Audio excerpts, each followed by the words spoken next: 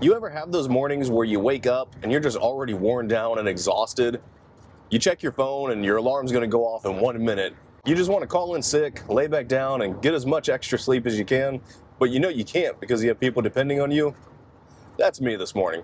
This is one of those mornings where I'm tired and I would love nothing more to just lay back down and get a little bit more rest, start the day a little later.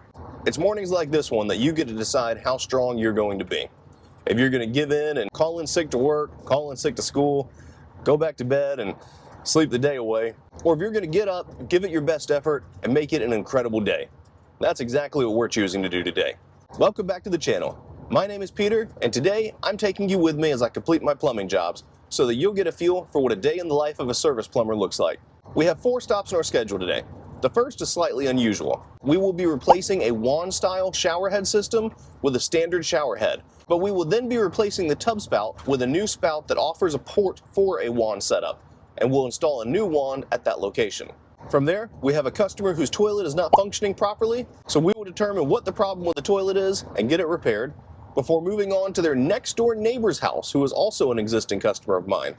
They have a problem with their tank lever on their toilet. So we've picked up a new tank lever and are going to swing by and pop it in for them. Finally, we'll be heading to a job to, unfortunately, fix somebody else's work. This customer recently had their bath remodeled, and when the tub drain was installed, it was damaged. There was a lot of back and forth on what was causing problems with it. I eventually got called out to take a look at it, and today we're making the repair. We will be having to replace the tub drain underneath as the installer damaged it, but once we're said and done, they'll have a leak-free connection. So, buckle up, let's get going. First thing we're going to do is remove the shower head from the arm. Initially I was going to reuse the same shower arm, but I decided I'd go ahead and give them a new one, just freshen it up a little bit further. I'm now installing Teflon tape onto the new shower arm. One cool trick you can use if you're installing shower heads is to wrap an extra amount of Teflon tape beyond what you need over the arm, but much further up the arm than where the threads are. Just let it hang off there. After you install the shower head, you can grab onto that extra tape and start peeling it back the other direction. It will typically peel all the way back to the threads on the shower head and clean it up nicely with very minimal effort. So we've got our new great quality shower head installed. We're going to go ahead and replace the tub spout. This one threads right off, so you see me removing it. And then with the spout off, I'm going to go ahead and fill in the gap where the pipe comes through the wall using plumber's putty. You can also use silicone here as well if you prefer.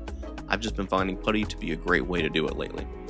The specific spout that we're going to use has a few different installation methods, but as the threads don't match up with the length that we have coming out the wall, we are going to use the slip fit style, which basically means we're going to cut the male thread off and install an adapter onto the pipe itself, which will then allow us to transition over to the new spout.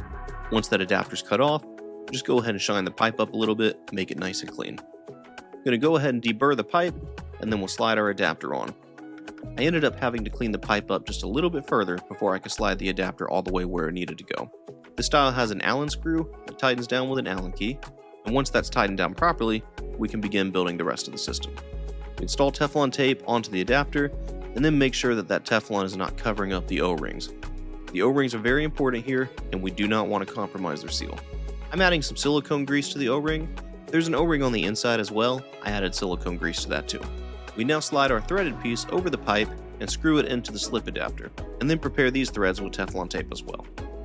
This is not necessarily my preferred style for a tub spout install. I usually prefer a spout that has a bit of a beefier system. However, keep in mind that we are using a very specific spout that has a side outlet port to allow for a shower wand installation. There's not a lot of options available on the market for this. This spout in question is a Delta brand product, which I know is a good quality manufacturer, which will stand behind their product. With the wand hooked up, we go ahead and test everything out, and then even though I sealed where the pipe comes through the wall, I like to additionally add some sealant where the spout meets the tub wall as well. It just provides more peace of mind to know that if one seal fails, you've still got another. Well, that job went more or less as planned. You may have noticed that we actually removed a standard style shower head where I said we were going to remove a wand style shower head. I had forgotten that we had already removed the wand and temporarily installed a standard shower head. This situation actually occurred a couple of months ago. I got called out because there had been leaking within the wall, and we were trying to identify what the source of the leak was. Eventually, we discovered that the existing wand was not installed correctly, and water was leaking from the connectors when it was in use. The water that was leaking would then run down the shower wall, was getting behind the tub spout. It was also building up on the tub enclosure and pooling over onto the floor. I did explain that we could address the leak at the shower wand and then reseal properly around the tub spout. However, at this point, my customer was no longer comfortable having the wand installed where it was, yet they also wanted the ability to have a wand so that they could easily wash their child in the tub. So together we looked at a few options and they decided to go the route that we did today, where they still have access to a wand, but when not in use, it's safely in the tub with no risk of leaking to anything on the wall. We also made sure to seal properly at the tub spout. In fact, you may have noticed that we double sealed. I sealed the piping coming through the wall and then still sealed around the spout as well, leaving a small gap in case there was ever any leaks in the future so that it will then leak into the tub rather than in the wall. We're now heading over to our customer who needs a toilet repair. We'll find out exactly what's going on with their toilet and get it addressed before heading over to their next door neighbor to take care of their tank lever. See you there. This job here was a rather unexpected one. You'll notice that we don't have any water coming out the fill valve hose into the toilet. Water goes into the bowl from the flapper, but not through the overflow portion, so it had a weak flush. I went ahead and removed the filter. There wasn't much debris on it, and initially, after I cleaned the filter and reinstalled, it functioned, but only for a single flush. After that, the problem started back up again. With the filter removed, water comes out the side port, but with the filter installed, it does not. The filter is completely clean, so this really baffled me. I went ahead and decided to just go ahead and install a new fill valve altogether. That way we could bypass whatever defect or debris was in this fill valve that was causing this problem to occur, and the customer would no longer have to worry about this issue. Whenever I replace the fill valve, I also like to replace the supply line. Over time, the gaskets in the supply line will get stiff, and when you disconnect them, they don't always like to reseal properly. So if you can use a new supply line, you're always best to do so. With a bucket underneath the toilet to catch water, I removed the existing fill valve and installed our new one. This one is made by Fluidmaster, which is another great quality brand. I tightened the fill valve into position and installed our new supply line before turning on the toilet and testing it out to make sure that all was good. I did have to spend a moment to adjust the water level within the tank to allow for an optimal flush. Ideally, I like to set my toilets so they offer the most powerful flush they can without performing a double flush. Here in the state of Georgia, we have some of the strictest water conservation laws, and when we install new toilets, they are not allowed to be anything greater than 1.28 gallons per flush, or GPF, whereas the standard in most other parts of the country allow for 1.6 gallons a flush. That may sound marginal, but I found that in many times, that's what makes the difference between the toilet giving a nice solid flush and the user having to flush twice in order to flush all of the contents through the system. Some toilets will perform better than others, but even so, allowing the toilet to have the most powerful flush that we can get out of it is always a good thing in my opinion. With this one operating smoothly, we went next door and took a look at the next customer's toilet. They have been experiencing a problem where every now and then the flapper would hang up and not operate properly. So when they would pull the tank lever, it would flush, but it wouldn't refill and would continuously run. They sent me some pictures of the system, and I determined that the problem was either with the tank lever or perhaps with the flapper, though this was a relatively new flapper. Just to completely cover our bases and give everyone peace of mind, I went ahead and installed a new flapper, but I also put a new tank lever in as well. This tank lever is not a perfect color match to the original. The original was more of a pewter color, but she was very happy to have a new brushed nickel tank lever.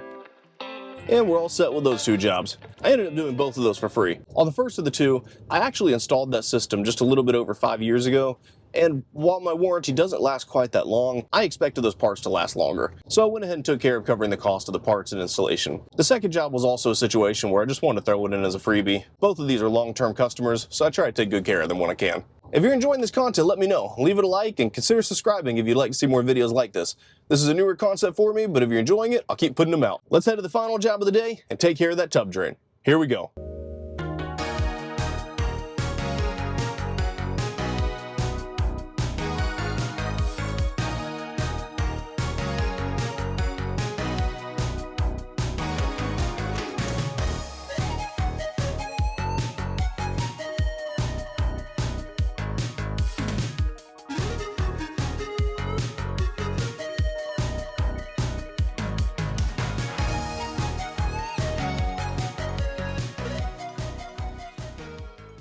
So now we've made it to the tub drain repair. Water had been leaking from the connection of the drain shoe underneath. One thing I discovered was that the previous installer had applied a significant amount of sealant on the lower side, and this was causing an uneven surface for the gasket to seal against. As a result, the gasket couldn't seal properly and water did indeed leak. The threads in this tub shoe had also been damaged due to cross-threading, so we went ahead and replaced the entire tub shoe, which is the horizontal line connecting directly to the underside of the tub. Though I'm not particularly pleased with how the original installer went about this job, I suppose the silver lining is that he used a slip joint connection system to the tub, which made my repair about as easy as it could be under the circumstances, and helped to lower the cost for my customer. With the old shoe removed, I spent some time really removing all of the sealant underneath that drain. We wanted to get a nice, smooth surface so the new gasket would seal up properly and be set up for long-term success. I then put the new tub shoe into position with the gasket in place and began the process of installing the top portion of the tub drain. Yes, I am using silicone here, and if you are a plumber watching this, I realize this may be controversial as there is a giant debate in the industry on whether silicone or putty is better. Personally, I think you're fine to use either one, depending on the circumstance at hand. As this was a situation where my customer had already been dealing with problem after problem with the setup, I felt the silicone would give everyone the most peace of mind, because I do feel that it offers a slightly stronger long-term seal than putty, as silicone is able to flex, whereas putty will dry out and crack. While it's true that it can be a nuisance to clean the silicone up if you ever go to replace this piece, I found that it's really not as big a deal as some guys tend to make it out to be. I am a believer of making the job easier on the next guy, but I'm also a believer at performing the highest quality work depending on the situation at hand. And in this case, I felt that silicone was the best route to go. You know, as much as is possible, I try to live by the saying that if you don't have something good to say, don't say it. There are times, however, that I feel like something needs to be said, such as when I have to explain to my customer that there are problems in his system that the other individual created that he needs to be aware of so that he doesn't have further leaks down the road. The general contractor who was hired to remodel this bathroom claims to have hired a licensed plumber to do the plumbing work. I find that hard to believe. There were multiple aspects of the plumbing within that wall that were just recently done on this tub that are poor standards, absolutely incorrect, things that any reputable licensed plumber would not dare do. Perhaps the most glaring was the fact that while copper was stubbed out for the tub spout, it was connected to the tub valve itself with a section of PEX piping about a foot long. Now there are a couple of reasons why you don't use PEX piping to a tub spout, the most common being that it restricts flow. Standard PEX fittings are insert fittings. They slide into the pipe, restrict the flow, and then crimp or get pressed onto the pipe with a ring or sleeve. This restriction of flow will often allow water to build up to the shower when the tub is being used. Fortunately, in this situation, the installer at least used a form of PEX piping that we call expansion PEX. With expansion PEX, you expand the PEX pipe itself around the fitting and then insert the fitting into the pipe. The pipe then contracts back onto the fitting and makes the seal. As a result, you have a lower decrease in flow. Now, it's a common misconception that expansion fittings do not decrease flow. They will still restrict and decrease flow, but they do not do so quite as much as traditional style insert fittings. This was likely the only reason that water did not begin to trickle out of the shower while I was filling the tub up to test it. Unfortunately, the use of PEX piping also meant that although the tub spout itself was stubbed out in copper, it still wobbled quite a bit. And the installer did not put any sealant whatsoever between the spout and the wall or the piping coming through the wall. Given that there was already a slight gap between the wall and the back of the tub spout, this was absolutely going to be my customer's next call for a leak. When you shower, water is going to splash onto that wall, especially so if you ever spring a leak near the shower head that causes it to trickle down the wall. When this occurs, it's going to go right there to that tub spout, and you want to make sure it's sealed properly, otherwise it's going to get back into the wall and leak down below. I went ahead and sealed it up, but I had to let him know that due to the fact that his tub spout has a little bit more of a wobble than it traditionally would, he's going to want to make sure that he maintains this more regularly. That's not something I'm suggesting that he pay me to perform on a regular basis. It's actually a very DIY-friendly maintenance job, and one that I think most homeowners should be aware of how to complete themselves.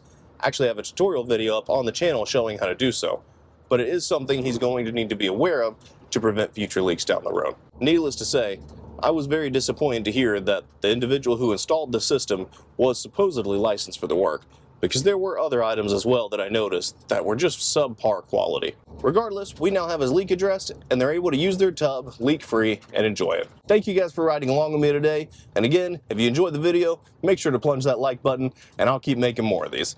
You guys have a wonderful day.